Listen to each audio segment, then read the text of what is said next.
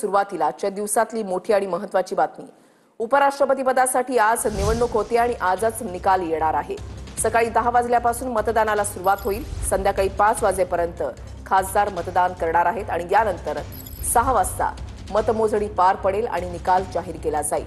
एनडीएचे उमेदवार सीपी राधाकृष्णन आणि इंडिया आघाडीचे उमेदवार पी सुदर्शन रेड्डी यांच्यामध्ये ही महत्त्वपूर्ण लढत होतीये।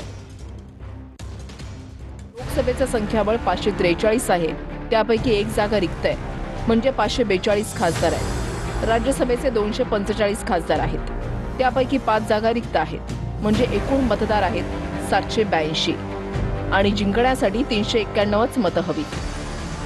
भाजपा आणि एनडीएकडे लोकसभेचे 293 आणि राज्यसभेचे 129 खासदार आहेत, म्हणजे 422 खासदार एनडीएकडे आहेत।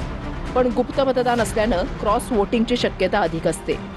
काँग्रेस इंडिया आघाडीकडे लोकसभेचे 234 आणि राज्यसभेचे 78 असे मिळून 312 खासदार आहेत आणि 48 खासदार तटस्थ, म्हणजे एनडीए किंवा इंडिया आघाडी कोणाकडेही नाहीत। हीच मतं निर्णायक ठरू शकतात। प्रमोद जगताप आमचे प्रतिनिधी आमच्या सोबत आहेत। प्रमोद, आज उपराष्ट्रपती पदासाठी ही महत्त्वपूर्ण निवडणूक होत असताना 3 पक्षांनी काल आपण तटस्थ राहणार असल्याची भूमिका जाहीर केली। बीजेडी, पीआरएस आणि शिरोमणी अकाली दल। बिजू जनता दल यांनी मागच्या वेळेला जगदीप धनखड यांच्या वेळेला पाठिंबा दिलेला होता, मात्र यावेळेला त्यांनी तटस्थ राहण्याची भूमिका घेतल्यामुळे हे 12 खासदार तटस्थ राहणार आहेत या 3 पक्षांचे। एकूणच गणित हे वेगळं असू शकतं।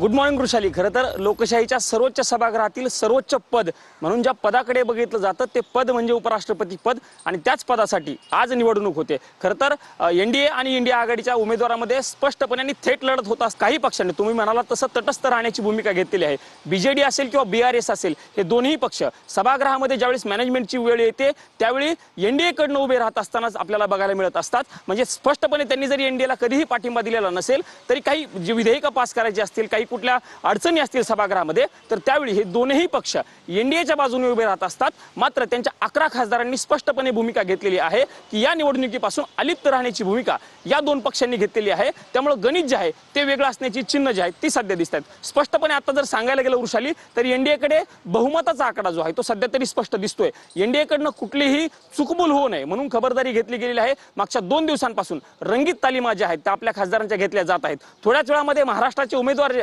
महाराष्ट्राचे राज्यपाल आणि एनडीए आघाडीचे जे उमेदवार आहेत सीपी राधाकृष्णन, ते नवीन महाराष्ट्र सदनामधनं याच ठिकाणी वास्तव्यास आहेत आणि साधारणतः 7:15 वाजता वृषाली याच ठिकाणावरनं ते संसदेकडे निघणार आहेत। महत्त्वाचा मुद्दा जर सांगायला गेलं वृषाली, तर एनडीएकडने ब्रेकफास्ट डिप्लोमसीचं आयोजन केलं गेलेलं आहे। कारण प्रत्येक खासदाराचे गट तयार केलेले आहेत आणि प्रत्येक गटाचं मतदान झाल्याशिवाय दुसरा गट मतदान करणार नाही। कुठलाही खासदारांमध्ये असमन्वय होऊ नये।